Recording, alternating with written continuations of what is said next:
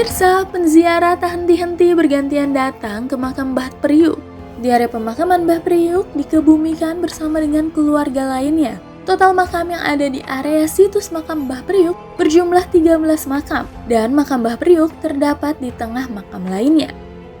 Nah, Pak Ustadz, kalau untuk silsilahnya sendiri kan memang Mbah Priuk tidak sempat untuk menikah, tapi yang melanjutkannya akhirnya siapa, Pak Ustadz? Kalau waliullah itu kan Allah jaga kemudiannya. Beliau lagi berlayar itu, adiknya juga selamat, dimakamkan juga. Beliau kan orang kenalnya Mbah Priuk. Sekali lagi kita harus sampaikan informasi bahwa nama beliau Habib Hasan bin Muhammad Al-Haddad, makanya Kubay Al-Haddad. Adiknya juga di makam sini, Habib Hussein.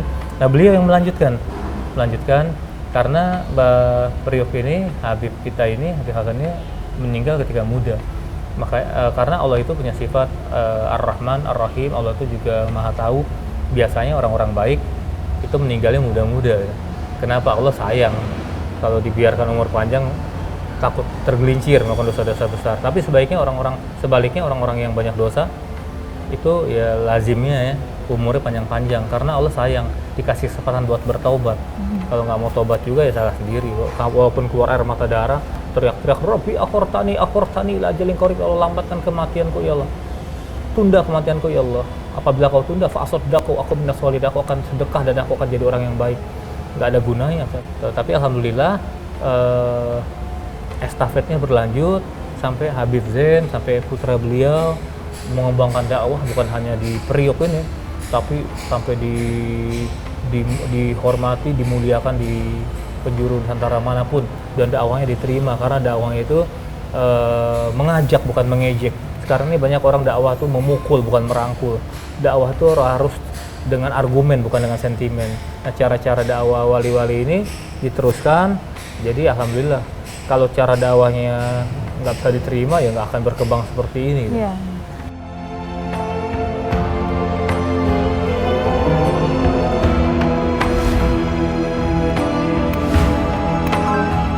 Sementara mata air Mbah Priuk terdapat di lokasi sebelum makam berada, tepatnya di dekat aula depan.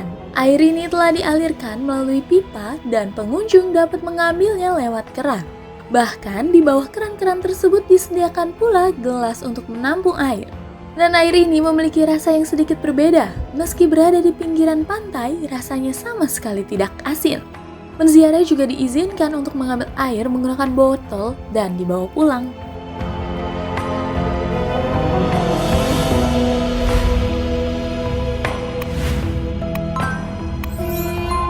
Banyak penziarah yang datang ke makam Mbah Priuk juga datang dengan tujuan untuk mencari ketenangan. Biasanya pengunjung yang datang ke makam Mbah Priuk mendapatkan ketenangan saat berzikir dan membaca doa. Ketenangan ini didapat bukan karena sosok Mbah Priuk, melainkan karena Allah Subhanahu wa Ta'ala.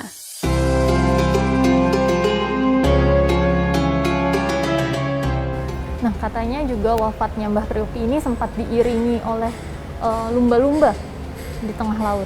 Iya, kisah yang sangat masyhur itu seolah-olah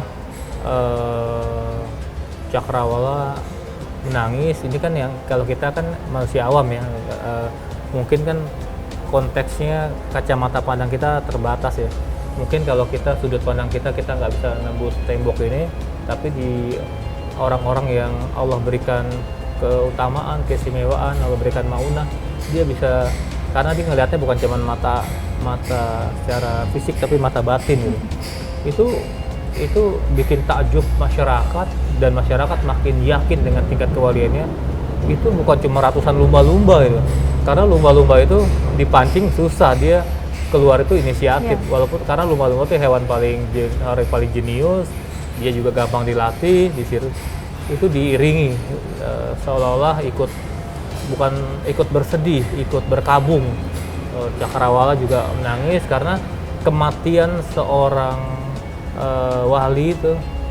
Kalau dokter meninggal tiap tahun, fakultas kedokteran sudah ribuan dokter. Kalau insinyur meninggal, fakultas teknik sipil sudah ribuan insinyur. Tapi kalau ulama yang meninggal, belum tentu akan muncul ulama sekaliber beliau. Beliau dakwahnya juga dengan bijak, dengan logika kan. Ud'u ila sabili rabbika bil hikmah, dengan hikmah beliau. Wa mau'izatil hasanah, dengan contoh-contoh yang baik gitu. Dakwah jangan menghakimi, dakwah jangan kita merasa paling benar gitu. Tapi dakwah-dakwah yang dicontohkan beliau, dakwah-dakwah yang bijak. Terima kasih Ustadz untuk penjelasan dan sejarah serta kisah dari Mbah Prioknya. Next kita ketemu di ziarah berikutnya Ustadz. Baik. Terima kasih.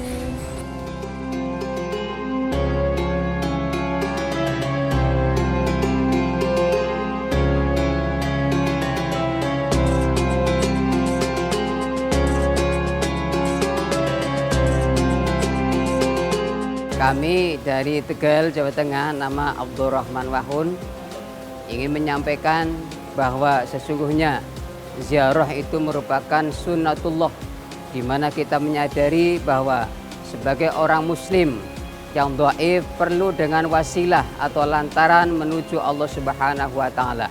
Di mana Allah telah berfirman, ya ayyuhalladzina amanu taqullah wabtahu ilaihil wasilah wajahidu fi sabilihi la'allakum tuflihun. Hei orang-orang yang beriman, berwasilahlah kepada Allah. Yakin dengan wasilah semua tujuan kita akan tercapai dan akan terkabul oleh Allah Subhanahu wa taala. Amin.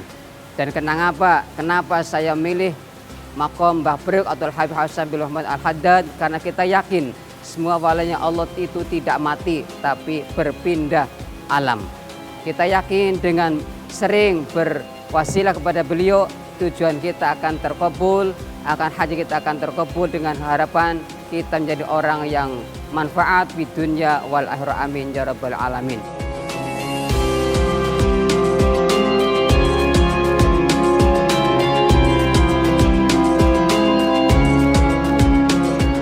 Assalamualaikum warahmatullahi wabarakatuh. Alhamdulillah, itu beliau itu luar biasa berjuangnya untuk Indonesia, untuk masyarakat Indonesia, dan beliau itu yang cinta sama masyarakat Indonesia. Itu yang saya suka banget dari beliau. Semoga saya juga bisa seperti beliau yang saya cinta masyarakat Indonesia, cinta Indonesia. Dan saya dengar itu waktu itu airnya kan air laut, harusnya asin tapi airnya benar-benar air tawar. Itu yang luar biasa, itu jujur ya rasanya gimana gitu, lebih benar-benar luar biasa. Kita ingat kita juga suatu saat mau pergi ke di atas, kita juga mau meninggal, kita ingat mautnya gitu. Dan kita insya Allah habis dari situ kita ingat mau berbuat baik dan mau baik sama semua orang. Dan yang jelas kita ingat mautnya aja. Kalau kita mau minta soal kayak gini langsung minta sama Allah aja. Apa yang di kuburan kita cuma bisa didoain supaya yang di kuburan itu semoga masuk surga dan tempat yang indah di tempat yang surga. Kalau soal kita minta untuk soal bisnis kita atau untuk dagangan kita itu nggak bagus. Kita langsung minta sama Allahnya aja, itu lebih bagus. Aku cuma bisa bilang ini, kalau kuburan itu cuma cocoknya untuk didoain dan untuk diziarah, jangan dibiasakan untuk pas lagi di makam siapapun kita doain. Ya Allah sehatkan kita, berkahkan rezeki kita. Itu salah tempat. Kita kalau mau minta apapun harus langsung minta sama Allahnya, karena Allah itu paling dekat di hati kita. Itu kan kalau soal ziarah cukup untuk didoain aja, jangan sirik-sirik. Itu menurut saya nggak bagus banget.